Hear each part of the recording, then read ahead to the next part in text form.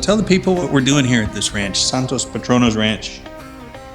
So we are, spoke about it a little bit in the first one, but we're just a 100% full-blood Japanese black Wagyu ranch.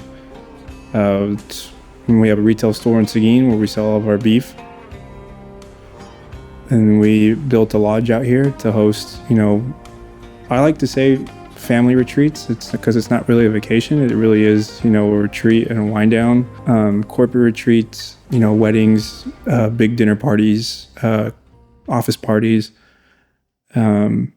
We just did a wedding in February and for about 85 people, and that was really cool to see and be a part of. And we actually got to cater it, so they had a very nice Wagyu dinner for the reception, and the guests all loved it.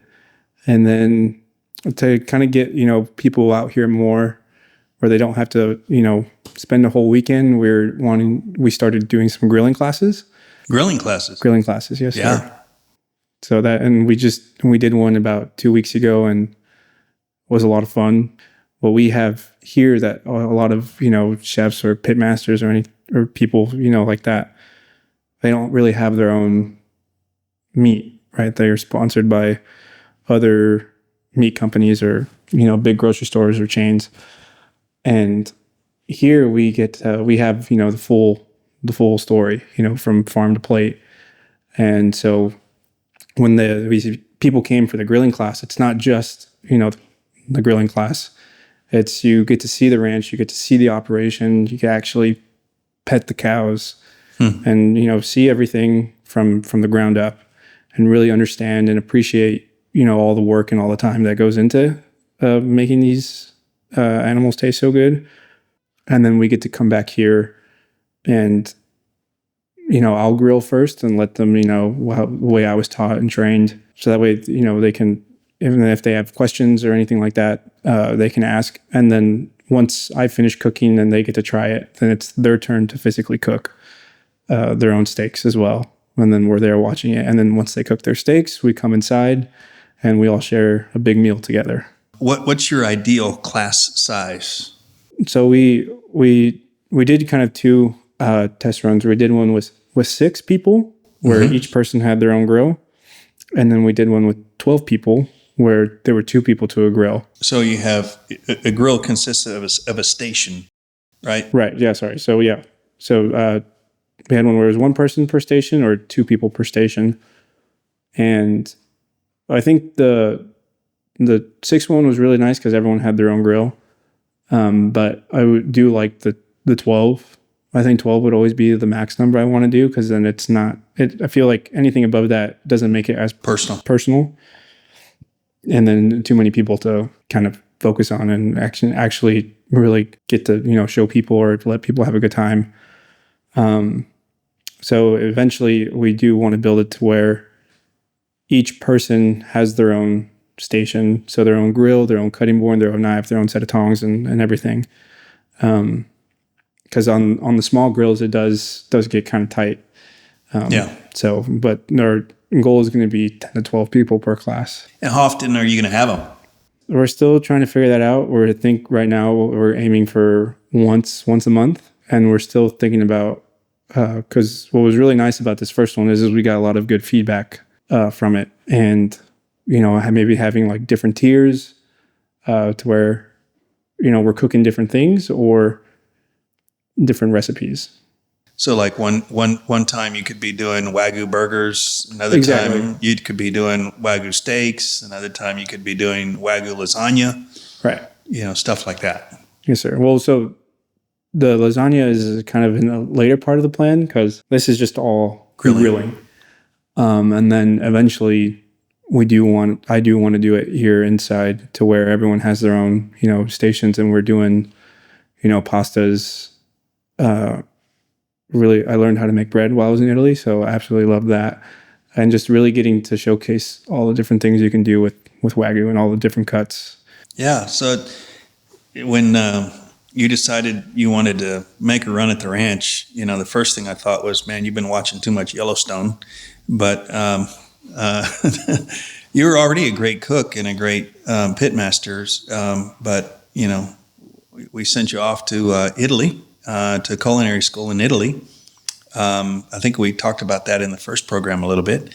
Just following up on that, you learned, among other things, not only how to make incredible bread, but also pasta from scratch. Mm-hmm. Yes, sir. That's kind of a pain, isn't it? It is. It is. But the secret ingredient is always love and everything. So I like that. It just adds more authenticity to it. Yeah. I don't think I've heard you say that. The secret ingredient is the love that you put into it. Yeah. That's why a brisket smoked with real firewood will always taste better than one smoked in a pellet grill. Yes. Amen. Amen. Yeah. We fought the pellet grill for a long time. Mm-hmm.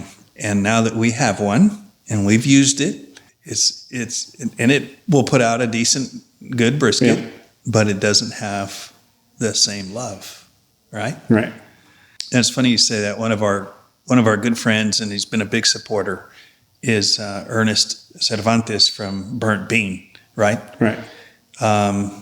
Michelin recognized, James Beard winner, has every accolade you can think of, and we're so blessed to have him right here in Seguin.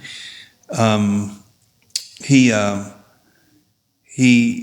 recently posted something about this guy that showed up at his restaurant and said, "Yeah, your brisket is good, but I can make a better one." He challenged him, said, I can make a better one. And Ernest said, "Okay, you're on. Let's do it." Wow. So we're going to meet at 2 a.m, and we're each going to put on, 20 briskets, and then we'll see where we're at. And the guy was like, "Whoa, what do you mean 20 briskets? We're just going to do one." And Ernest pointed out correctly, said, "No, anybody can do one brisket. Yeah. The question is, can you scale it and do it consistently every single day?" That's where it all falls apart. Yeah. Everybody can grill, not everybody, but some people that are good grillers can grill a few steaks. But the other day you did that wedding and you had to put out 80, you had to feed 85 people with Wagyu meat that was perfectly grilled, that was the right temperature, and serve everybody roughly at the same time. That's different than doing 2 steaks on the grill for mom and dad. It was intense, that moment, because like you said, you're trying to figure out how much time do you need to get it to where it's cooked enough, but then make sure it doesn't get cold before they serve it, and how long it takes for the waiters and waitresses to get it to the table to where you have to keep it warm. And if you keep it warm, then it continues to cook. So you can't cook it to the normal temperature that you always want to cook it at. But we got it done. Well, I'll say the wedding was of, Alfred and Nora. I was very nervous about the catering part, the dinner part. I knew our facility was perfect. It's beautiful. It rained, and, so we couldn't do the ceremony outside. We made the adjustment, brought the ceremony inside, still had room to sit dinner for 85.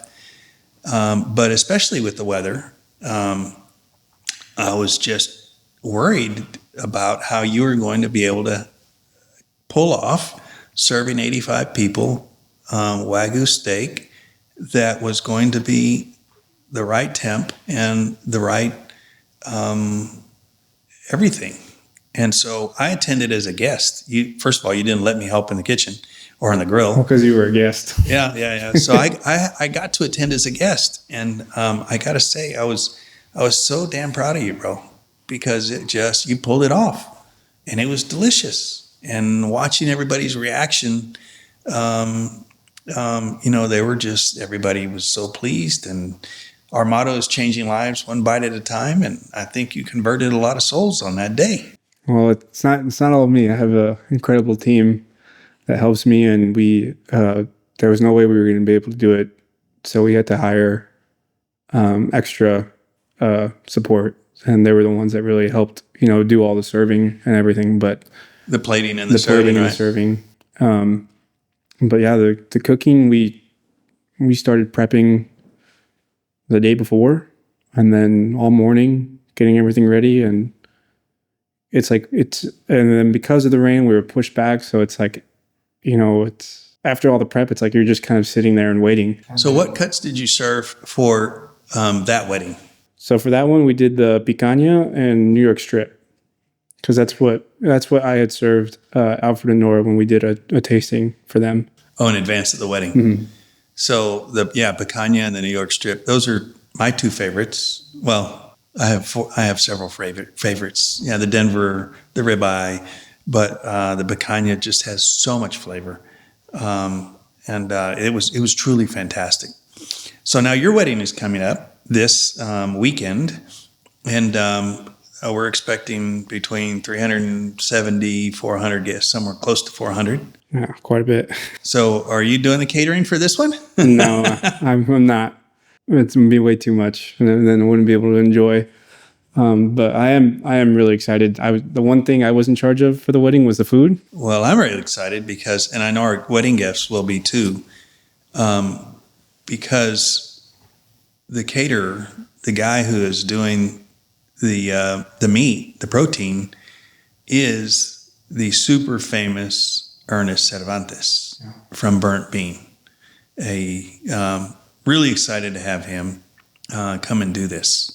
Yeah, so Burnt Bean is actually catering the reception dinner, and I took a lot of convincing to do to get that done. I mean, my reasoning behind it is I would say 95% of people that are coming to the wedding are all traveling, and we have the number one rated barbecue place here on Texas Monthly, so we're essentially the number one barbecue place in the world because everyone says the best barbecue comes from Texas. Amen.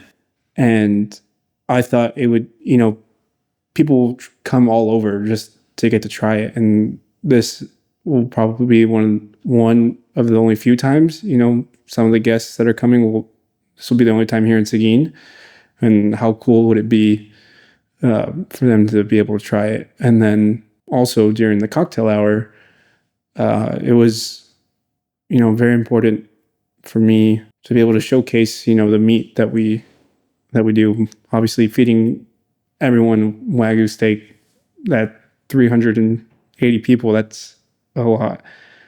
So I talked to Ernest, and he said we could do, like a tasting almost. And so we got some tomahawks and some Denvers that he's going to slice super thin and hand out to people during the cocktail. So it'll be kind of like a live fire show. Yeah. So first of all, we're talking about Ernest. It is Burnt Bean who's doing the catering, and he has a partner, David, who's just as instrumental in the success of that restaurant, as well as a great team behind them. But Ernest is going to do a live fire demonstration and cook.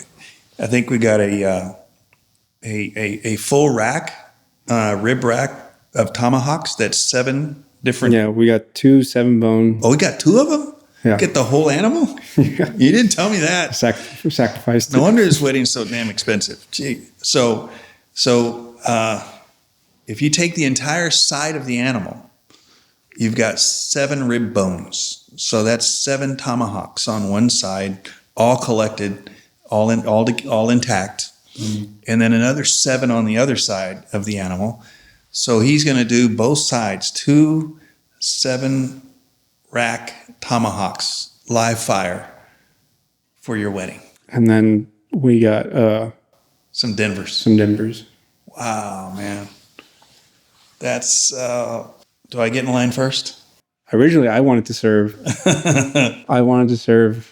like Salisbury steaks. For the reception. I think we've gotten a little past that. And I got yelled at for that. And I was like, well, it's still showing everyone the meat, just in a different way. But that's the Luby's in you growing up, because every time I went to Luby's, you wanted that damn hamburger steak. Angus chop steak. The Angus chop steak. It's good. But so anybody that goes to Burnt Bean, particularly now that Burnt Bean got recognized as the number one barbecue joint in Texas, the line is insane. It's like the Franklin's line of yesteryear. Now the line at Burnt Bean is insane, but it's well worth it. I'm telling you, I don't care how long you got to wait in that line. It is worth it. But if you were lucky enough to draw an invitation to my son's wedding, Valeria, you're getting to try Burnt Bean without having to stand in the line. And you're getting to showcase our beef. Yeah, so Ernest is making brisket, turkey, sausage, and then we got 4 different sides. So it'll be quite the meal. Yep, looks like it might rain on you too.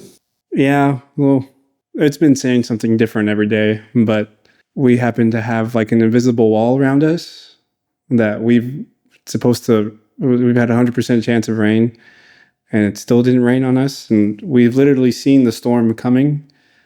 And as it gets closer to the fence line, it just stops. It's like I-10 is a fence line. Yeah. There's a barrier at I-10, invisible barrier that doesn't allow the storms to come south. And as soon as the storm passes us and it gets, I swear, once it gets to the front gate, it starts raining again. Well, I'm not happy about that. We need the water. Yeah. So it's as a rancher, I want it, but just not on Saturday. Yeah. Tell God your plans. Yeah. We'll take it. They say it's good luck when it rains when you get married. Valeria's dad told us that, and it's good luck. And the joke was, yeah, it's great, but can it rain later? Oh, okay. So we just wanted to say thank you for listening to the Legal Beef Podcast. Find us wherever you listen to your favorite one. Please subscribe, and we'll be sure to look out for you on the next one.